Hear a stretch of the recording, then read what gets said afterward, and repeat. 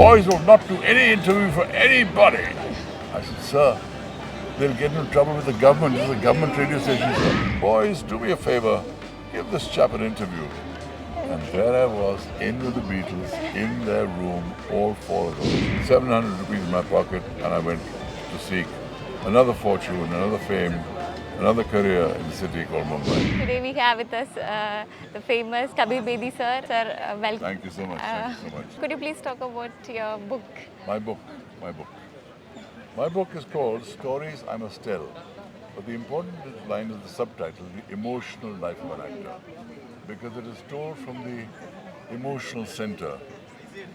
And all my experiences are narrated not in terms of a description of this happened, but in terms of what it feels like to experience those moments, what it feels like to be in great relationships, often tumultuous, often sad, often tragic, of things that go beautifully, the heights of successes, the great tragedies I faced in my life, across 3 continents, from Bollywood to Hollywood to Europe.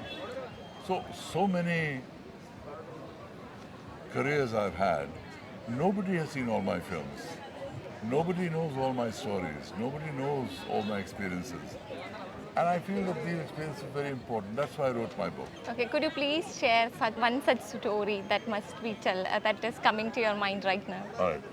Let me start off with the story with which I begin the book, which is when I was working for All India Radio in Delhi, and the Beatles came into town. And the Beatles were the gods of the 1960s. Yeah. They were the people that represented the whole age of flower power, of hippies coming into America, of people protesting against the war. The Beatles were not just a band that made great music. They were part of the music of the Rolling Stones, the Doors, the Jefferson Airplane, Bob Dylan, Joan Baez, the whole psychedelic 60s and the revolution that was taking place socially, politically, culturally. The Beatles represented that. So when the Beatles came into town, I told my boss at All India Radio, I said, give me a chance to interview them. They didn't believe for 1 second that I would. I got the badge, I went there. And I was looking for their manager, Brian Epstein. Everyone else was looking for the Beatles. Finally I found him, and I rushed up to him and I told a white lie. I said, sir, I'm from All India Radio. The government of India have scheduled an interview with the Beatles at 10 o'clock tonight. And he exploded. He said, the boys will not do any interview for anybody. I said, sir, they'll get into trouble with the government. This is a government radio station, sir. And I kept emphasizing government because they had just come from Philippines, where they'd got into trouble with a lot of people with the government. And they'd been asked to leave the country very unceremoniously. I knew that he wouldn't want another incident with the government.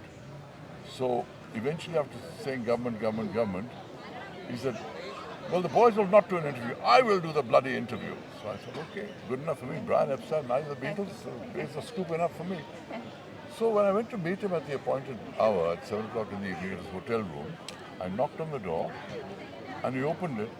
And I said, Kabir Bedi, yes, sir. All India Radio, interview. And he said, oh God, I can't do this. And I suddenly noticed he was sweating, he was pale, something was not right with him. You know, he died 6 months later, so maybe he was not well. But he slammed the door in my face and I thought, that's it. And I still didn't move, I was standing there.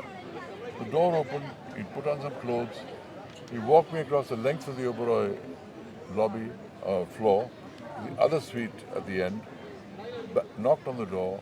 Paul McCartney opened the door and he said, boys, do me a favor, give this chap an interview. And there I was, in with the Beatles, in their room, all 4 of them. And it was one of those wow moments. You know, wow moments. I'm experiencing the same with you right now. Thank you so much. Thank you so much. And what happened in the interview and what I talked to him about, well, that's all in my book, you must read that. But the fallout of the interview was that after broadcasting it very successfully, when I went to get a copy from All India Radio, they said, we can't find it. It turned out they had recorded somebody else's interview over my interview of the Beatles Okay. because they didn't have money for tapes in those days. Okay, yeah.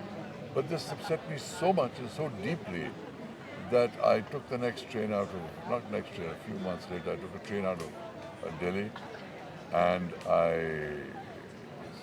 with 700 rupees in my pocket, and I went to seek another fortune, another fame, another career in the city called Mumbai, then known as Bombay. Which career gave you that happiness, that immense pleasure? Where did you find yourself? Apart from the interview with the Beatles, one of my great wow moments was also a moment of ecstasy was when I found great success in Italy with a series called Sandokan. That was a story of an Asian pirate fighting the British. And this made me a star in Europe. It broke every record of Italian television and a record that remained to this day. And suddenly, I was a star in a country far from home, and I didn't even know the who's who of the Italian film industry. I knew some big Italian art filmmakers, but who were the actual big producers, who were the actual big stars? I had no idea. I had to learn the who's who of the Italian film industry after my success. And then, of course, that gave me the strength to move on to Hollywood and do other things. But that was when I saw the crowds on the streets, when I saw the mobbing that was taking place, when I was asked to leave a big building where I'd gone to sign my copies of my book, because the manager said, you have to leave, there's so many people in the building will collapse if you don't leave. And he forced me to leave. And how I left the building, all that's in my book. But those are the wow moments of my life, among others. What do you think? How far the journalism has traveled, the profession journalism, and how do you consider that? How far it has come? Journalism, like film, has changed immensely because the world has changed immensely. And I think technology has changed everything.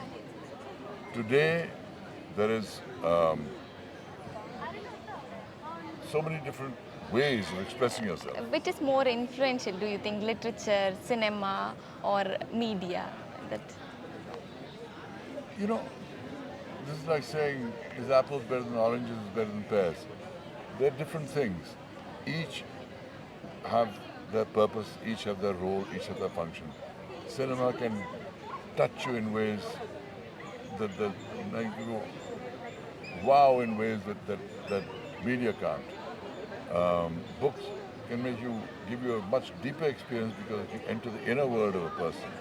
And as I always say, reading a good book is like having a conversation with an intelligent mind.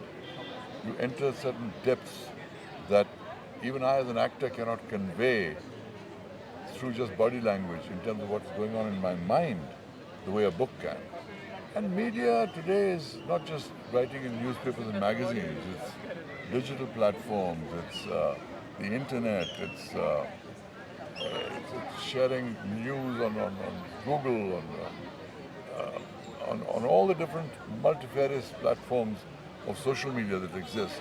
Too much time is being given to social media. Not enough time is being given to reading. Not enough time is being given to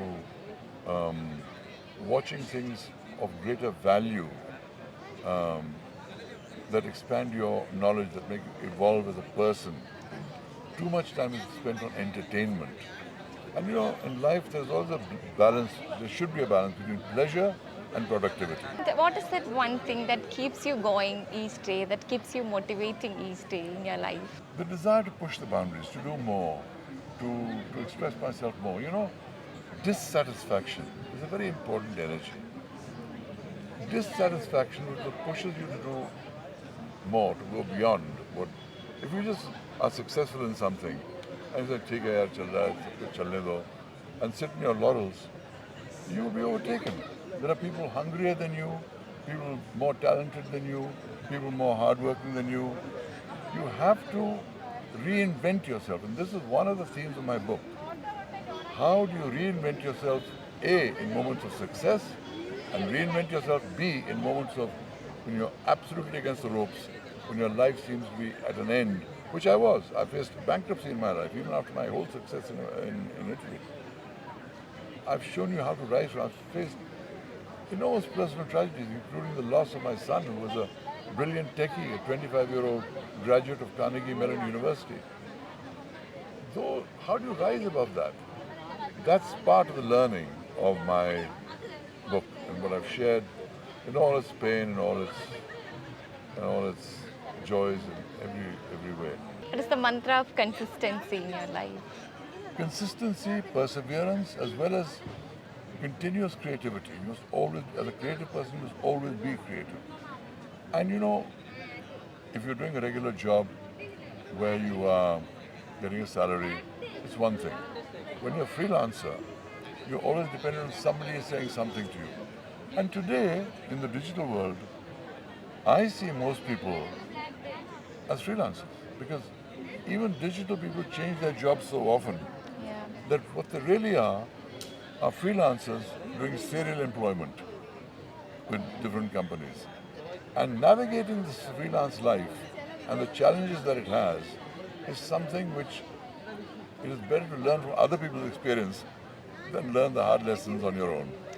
And one last question, sir. In the current Indian political scenario, how that affects the literature or any work of art? And I'm not going to get into current political scenario and all that because I believe the arts have always flourished in India. I think they are flourishing today. And I think that will continue because you can't stop the creativity of writers and film producers. These people will express themselves, they will have their audiences, they will give joy to people, they will create mind-blowing works of literature or cinema or art or sculpture or poetry or painting. All these things are going to continue. It's nothing to do with the political climate. thank you so much, sir. Thank you for. That's the book. Enjoy it.